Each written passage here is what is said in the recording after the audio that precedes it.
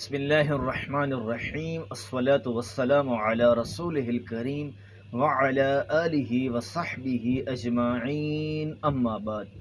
محترم بھائیوں اور دوستوں، انجینئر محمد علی مرزا صاحب نے ایک نعرہ لگایا، کتابوں کا خدا اور ہے، بابوں کا خدا اور اب اس کو ایک شعر میں کنورٹ کر لیا ہے۔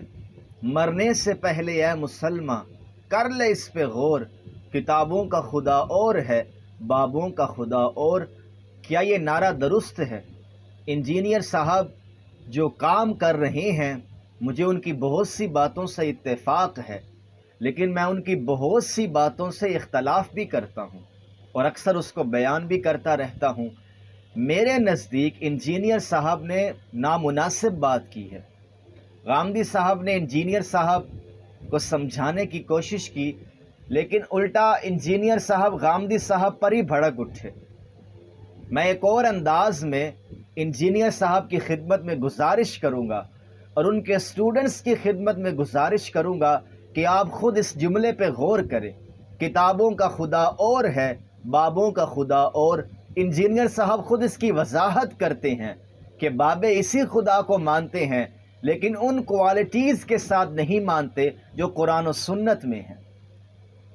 اور ساتھ انجینئر صاحب ایک جملہ بولتے ہیں کہ اناندے بابیا نے کم پایا۔ یہ سارے جملے اگر آپ اکٹھے کریں تو اس کا ایک ہی مطلب بنتا ہے کہ ہمارے اکابرین نے، ہمارے اسلاف نے، علماء اسلام نے جان بوجھ کر دین میں بگاڑ ڈالا ہے، جان بوجھ کر فرقہ واریت کو ہوا دی ہے، جان بوجھ کر دین کی غلط تعبیر و تشریح کی ہے۔ آپ اس سنگینی کو سمجھے کہ انجینئر صاحب کیا بات کرنا چاہتے ہیں۔ کیا ہمارے علماء جان بوجھ کر دین کی غلط تعبیر کر رہے ہیں، قرآن کی غلط تفسیر بیان کر رہے ہیں، احادیث مبارکہ کا غلط فہم دے رہے ہیں؟ میں انجینئر صاحب سے گزارش کروں گا کہ اس مسئلے کو اون کریں۔ آپ کیا کہنا چاہتے ہیں؟ امام اعظم ابو حنیفہ سے لے کر شاہ ولی اللہ محدث دہلوی تک یہ سارے علماء جان بوجھ کر دین کے ساتھ کھیلتے رہے۔ ہمارے علماء نے دیانتداری کے ساتھ، اخلاص کے ساتھ دین کو سمجھنے کی کوشش کی، قرآن کو سمجھا، حدیث کو سمجھا، فقہ پر کام کیا، تاریخ پر کام کیا، لیکن کسی نے نیت کے محرکات طے نہیں کیے کہ فلاں بندے نے جان بوجھ کر ڈنڈی ماری ہے، فلاں بندے نے یہ کر دیا، فلاں بندے نے یہ کر دیا۔ انجینئر صاحب آج آ کر یہ کہہ رہے ہیں کہ ان اکابرین نے کام ڈالا ہے۔ آپ کیا کہنا چاہتے ہیں؟ کھل کر بات کریں کہ امام اعظم ابو حنیفہ نے جان بوجھ کر رفع الیدین ترک کر دیا۔ آپ علمی طریقے سے ریسرچ میتھڈالوجی کو مد نظر رکھتے ہوئے علماء کی غلطی ان پر واضح کریں۔ اگر آپ میں صلاحیت ہے، علوم اور فنون پر دسترس ہے، آپ کو کس نے روکا ہے؟ آپ عبارت پر بات کریں، ان کے فتوے پر بات کریں، بنائے استدلال پر بات کریں۔ لیکن یہ کہنا کہ بزرگان دین نے کام ڈالا ہے، آپ تو ان کی نیت کے محرکات طے کر رہے ہیں کہ ان سب نے جان بوجھ کر دین کے ساتھ کھلواڑ کیا ہے۔ استغفر اللہ الیاذ باللہ۔ یہ اتنی بڑی جسارت ہے۔ غلام احمد پرویز سے ہمارا کتنا اختلاف ہے، بہت بڑا اختلاف ہے، میں نے اس کو بیان بھی کیا ہے، لیکن آج تک میں نے پرویز صاحب کی نیت پر شک نہیں کیا۔ میں ان کی علمی غلطی واضح کرتا ہوں۔ میری کئی پرویزیوں سے بات ہوئی ہے، ہوتی بھی رہتی ہے، بعض اوقات روزانہ ملاقات ہوتی ہے، ناصریوں سے ملتا ہوں، رافضیوں سے ملتا ہوں، پرویزیوں سے ملتا ہوں۔ کچھ مرزائی آئے ہیں بات کرنے کے لیے، لیکن کسی کی نیت پر میں نے شک نہیں کیا، دلائل کے ساتھ ان کی علمی غلطی ان پر واضح کی ہے۔ نیت کے محرکات طے کرنا یہ کہاں کی علمی دیانت ہے؟ پھر انجینئر صاحب جو ہر بات اکابرین سے متعلق کرتے ہیں، جی ان کے بابوں نے کام ڈالا ہوا ہے، ان کے بابوں نے یہ کر دیا، کون سا دین ہمیں بتایا ہے؟ بھائی جو دین قرآن و سنت میں ہے، احادیث میں ہے، سب نے اسی کا مطالعہ کیا ہے، دیانتداری کے ساتھ، اخلاص کے ساتھ اس کو سمجھنے کی کوشش کی ہے، لیکن وہ سب انسان ہیں، نبی ان میں سے کوئی بھی نہیں۔ غلطی کسی سے بھی ہو سکتی ہے، خطا کا امکان کیا، خطا ممکن ہے، اور بعض مسائل میں اہل علم سے غلطیاں ہوئی ہیں، دوسرے علماء اس کی وضاحت بھی کرتے ہیں، کسی نے بھی اس درجے پر ان کو نہیں پہنچایا۔ اگر آپ علم کی بات کریں، جاہل عوام کی تو بات ہی نہیں ہے، وہ تو نہ جانے کس کس کو سر پر بٹھا لیتے ہیں۔ علماء کی بات کر رہا ہوں، علماء حق کی بات کر رہا ہوں۔ آپ کیا ان کو بددیانت سمجھتے ہیں؟ جرأت کریں، ابو حنیفہ معاذ اللہ بد نیت تھے، یہ لفظ بول کر دیکھیں۔ میں علمی طور پر بات کر رہا ہوں، وہ نہیں بولتے، بلکہ حضرت عمر کا تو فرمان بھی سناتے ہیں کہ وحی کے بند ہو جانے کے بعد ہم کسی کی نیت پر شک نہیں کریں گے، ہم ظاہری کلمے پر اس کو مسلمان سمجھیں گے۔ تو آپ نے یہ کیسے طے کر لیا کہ ہمارے اکابرین نے قرآن کی غلط تشریح کی ہے؟ آپ یہ کہیں کہ انہوں نے بات کو سمجھنے کی کوشش کی لیکن وہ غلطی کھا گئی ہیں، اور علم کی زینت بھی یہی ہے، تنقید کے آداب بھی یہی ہیں۔ اختلاف رائے کو کس طرح سے بیان کرنا ہے، اس کو بغیر سیکھے، بغیر سوچے سمجھے ہم لوگوں کے ذہنوں میں اکابرین سے متعلق شکوک و شبہات پیدا کر کے کیا اکھاڑ لیں گے؟ کیا ہم دین کی خدمت کر رہے ہیں؟ انجینئر صاحب بھی ایک آزاد خیال مسلمان ہیں، وہ قرآن کو لیتے ہیں، حدیث کو لیتے ہیں۔ تو تمام علماء اسلام دین کو سمجھ رہے ہیں جیسا کہ انجینئر صاحب نے سمجھا۔ اب میں بھی انجینئر صاحب کی نیت پہ شک کرنا شروع کر دوں؟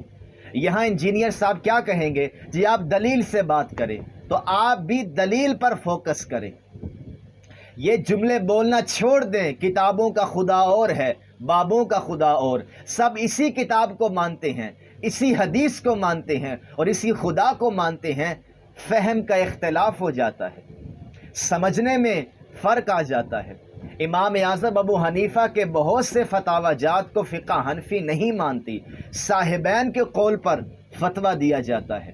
بہت سے اقوال ہیں امام اعظم کے، ہم تسلیم نہیں کرتے۔ بعض مقامات تو ایسے بھی ہیں کہ امام مالک کے قول پر فتویٰ ہے۔ تو اس کا کیا مطلب ہے؟